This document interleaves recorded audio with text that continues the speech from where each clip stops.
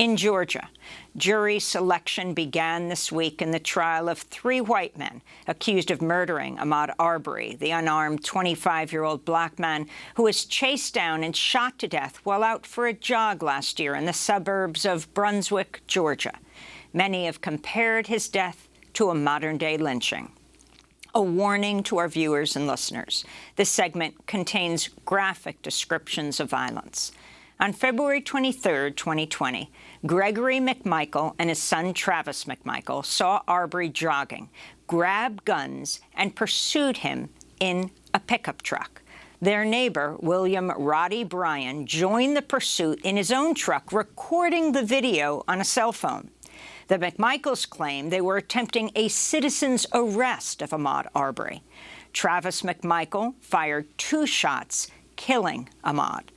The elder McMichael was a former Glynn County police officer and investigator for the Brunswick Judicial Circuit prosecutor Jackie Johnson.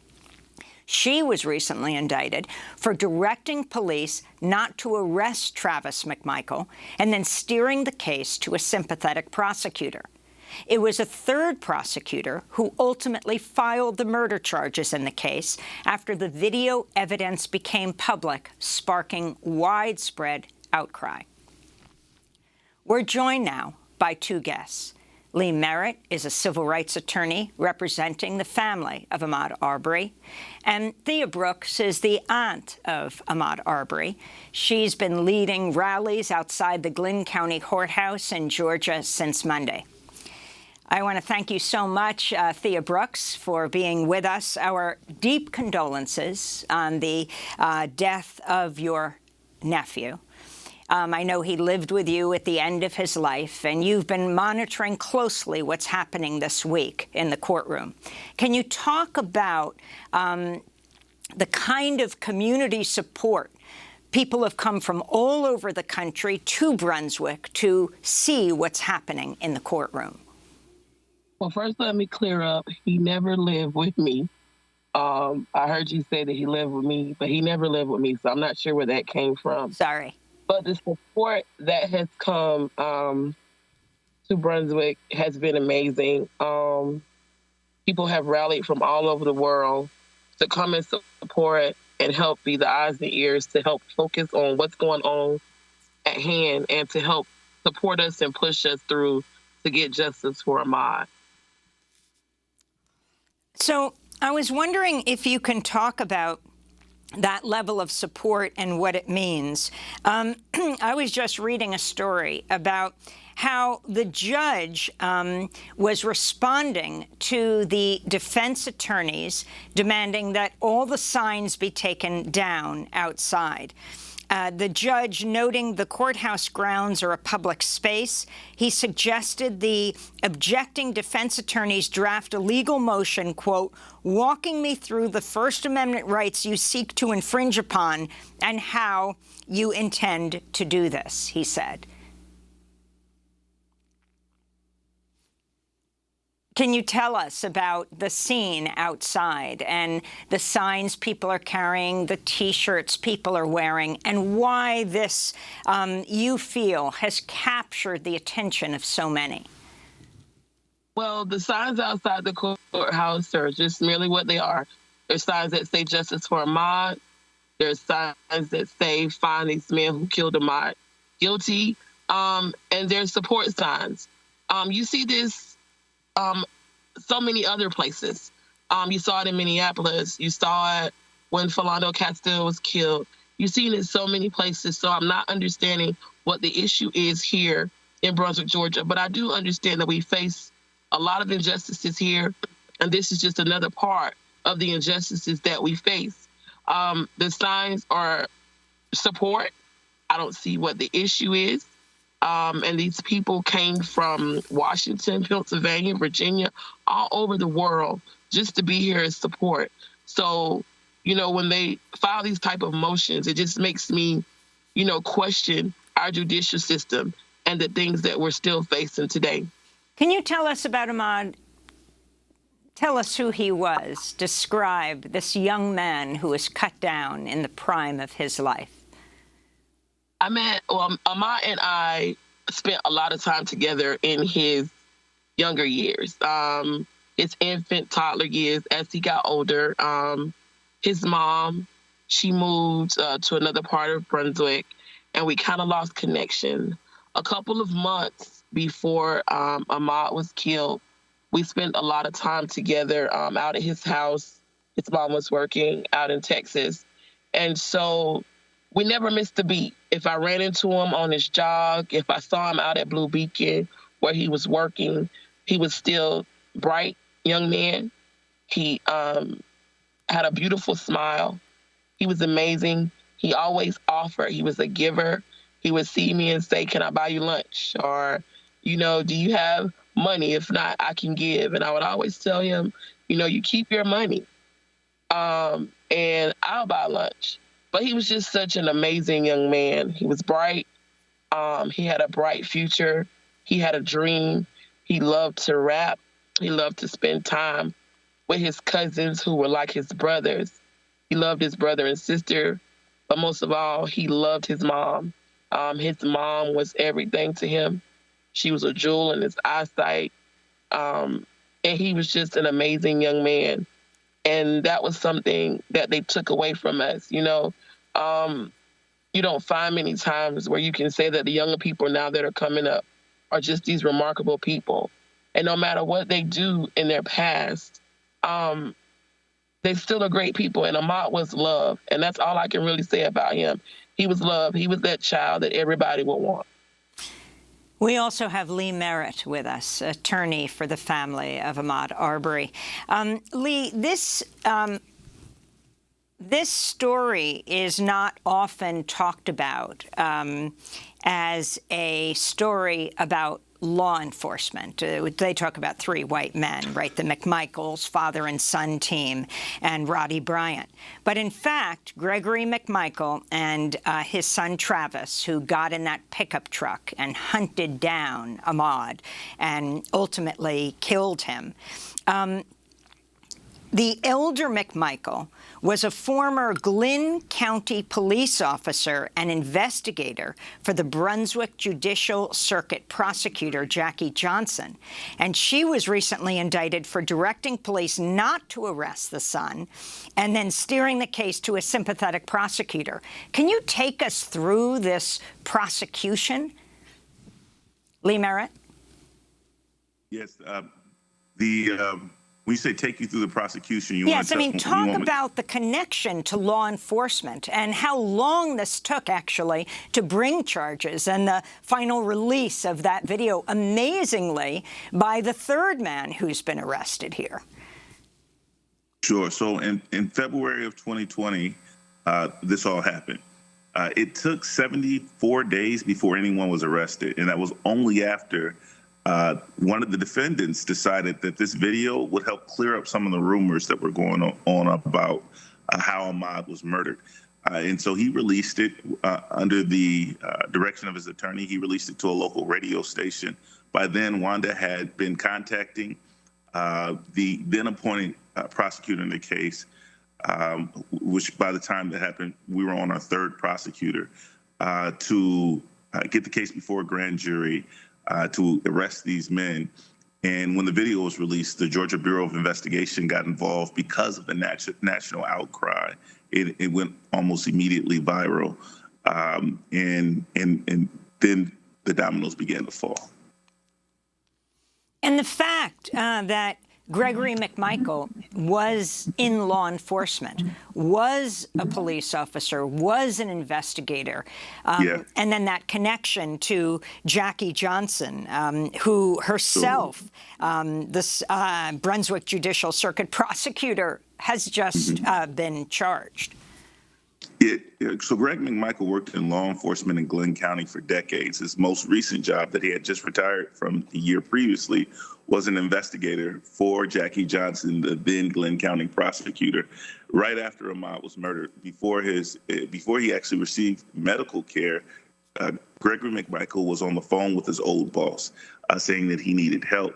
Now, it was Jackie Johnson's responsibility at that point to conflict out of the case. to let the Attorney General of the state know that, there was a murder that took place in her region, and she didn't have the jurisdiction because of her conflict to deal with it. Instead, she moved the prosecution, as you mentioned, to a sympathetic prosecutor, George Barnhill, and she continued to sort of put her thumbs on the scale of justice. She let law enforcement know these men should not be arrested. She instructed them not to arrest the McMichaels. And ever since then, that community is so small. We're learning how small it is from the jury selection process. But that community, George Barnhill's, for example, his son also worked for Jackie Johnson. And there was a lot of inappropriate relationships that were allowed to continue despite the obvious conflicts. Mm. And can you talk about the citizen arrest law that the McMichaels used as an excuse to stop Ahmaud, which has been repealed by Georgia state lawmakers? How does that change the defense? Yeah, so the citizen's arrest law, which is an old civil rights era law on the books that ultimately was designed to keep Black people out of traditionally white neighborhoods, and that's how it had been used. In order to successfully avail themselves of even that law, they would have to first prove that they witnessed Ahmaud during the course of a crime, a felony, or that he committed a crime or a felony within their immediate knowledge. Here, they said that they saw Ahmaud running and had a gut instinct that he may have been involved in some other car, taking items out of the car. I'm not sure the exact criminal statute for that, but taking items out of the car, that would not suffice under the law. It is the defense that they're still fighting for. And of note, the people of Georgia elected to remove that defense from the books. It is still available for the McMichaels and Mr. Bryan for his defense, but ultimately that law is no longer available. Thea Brooks, can you talk about how often Ahmaud was in that neighborhood of Brunswick? And can you talk about the description of the community and the division between white and Black, kind of informal segregation? Well, Ahmaud not only jogged in that community, Ahmaud jogged all over Glenn County. That was his thing. He spent a lot of time, he jogged a lot out that way because that's where he lived. He ultimately was literally, if he would have been able to get out of the neighborhood on the road that he was jogging on to escape those gentlemen, all he had to do was literally jog across the highway and he would have been in his neighborhood. So I found it at one point, I thought it would be safer when he was jogging out there through the neighborhoods because the main highway that leads to his route is a very busy highway. It's considered Highway 17, which we call 82 here. There are a lot of tractor trailers that drive out there. There is actually a truck stop out there. So it's a very busy highway that leads to Interstate 95. So you would think that jogging in neighborhoods would be a safer place to jog because of the traffic and how heavy the traffic is out there. So Ahmaud's jog was a daily jog unless it was pouring down rain and he just couldn't get out. But he ran every day. And so ultimately you're talking about what we experience here. There's a lot of injustice that happens here in Glenn County. We've seen it in many other cases, not just Ahmaud's case. This community is somewhat in some ways. There are areas still that, just like Ahmaud's situation, that we go and we get questioned for being in the neighborhoods because it's predominantly a white neighborhood or it's an all-white neighborhood. And so when we go into these neighborhoods, they do question it. I find myself sometimes running into it even on my job because I'm the only person of color at my job. So there are days where it's questioned, about me even being here. So we deal with it on a regular basis. It's nothing that just started, but it's something now that people are paying attention to. And the running community, Thea, has come out in support of Ahmaud. Tons of Run for Ahmaud T-shirts and signs. Yes, that's actually happening all over the world. When Ahmaud was killed, once the video dropped, you saw signs, you saw T-shirts. There are signs in yards. People wear shirts every day. They've even this week, a lot of people have turned their photos on their Facebook, their profile photos, to pictures of Ahmaud in support of the I Run with Ahmaud. So there is no longer a campaign called I Run with Ahmaud. That has been, it's gone on 223 Foundation. So people now are just predominantly individually continuing to run for Ahmaud on their own. So Lee Merritt, can you talk about how jury selection is going, what you see here? And you've got the new hate crime laws that have been passed by the Georgia state legislature. What role will this play in the trial? The jury selection process in Glenn County is going to be difficult. It's always a challenge to find neutral jurors, but in a place like Glenn County, for one of the most high-profile cases in the history of Georgia, if not of the country, it's impossible to find anyone in that small community who has not heard about what happened to Ahmaud. The prosecutors and the defense, the judge as well, they kind of accepted this as a reality, that they're going to be dealing with jurors who are not blank slates like we prefer. The jurors that have come in, however, many of them went to school with the accused. At least one of the jurors who, to my surprise, was actually qualified to sit on the jury, works in the office of Jackie Johnson, works in the Glenn County prosecutor office, was hired by Jackie Johnson, campaigned for Jackie Johnson after the murder of Ahmaud Arbery, and knows Greg McMichael personally. In court, she referred to him sort of casually as Greg. And the court said that somebody with that many connections whose job it was, she was basically the custodian of the records, which means a lot of the evidence that we were viewing in court was signed by her. And the court said, despite the fact that she could be called as a witness, that she was qualified to sit on the jury. I'm sure the prosecution will use a preemptory strike later on down the line to remove her from the jury. But the fact that she wasn't disqualified for what is called cause is beyond me. So far, they've been able to get together 23 qualified jurors, over 600 subpoenas that were sent out, or jury summons that were sent out. Of those 23, the magic number they're trying to get to is 64. And then the jury selection process actually begins, where the prosecution and defense can begin selecting and striking jurors. So with the video documenting that the McMichaels used the N-word after killing Ahmaud, how do you see race playing in this? Well, the video does not document that the McMichaels used the N-word. The documentarian, one of the defendants, William Roddie Bryan, in his attempts to disassociate with the McMichaels, he offered into evidence during the preliminary trials that the McMichaels used the N-word. Race is going to be a central theme in this case because the prosecution, and I believe rightfully so, has acknowledged that race is at the center of these men's actions. They're going to claim, of course, that they targeted Ahmaud because they suspected him of crimes, specifically of going into that open dwelling. What you also hear from them, and what we've seen already, is that many people are seen on camera going into that open dwelling. You mean a house that was being built? That's correct. The house that was still under construction. Many people were seen on camera going into that dwelling. Ahmaud had been there more than once. He had never committed any crimes there. He was the only person criminalized for his place, for just being on the premises. And we believe, and the evidence we believe will show, that he was targeted because of his race, and that these men were deeply racist. And there are social media posts and text messages that center around the issue of race.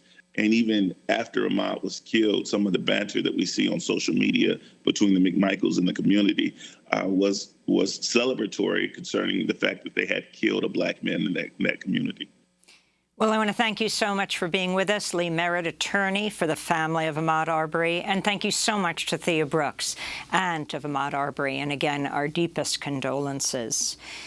Coming up, as President Biden campaigns for his Build Back Better agenda, we'll look at the records of Democratic Senators Joe Manchin of West Virginia and Kyrsten Sinema of Arizona, fighting Biden at every turn. Stay with us.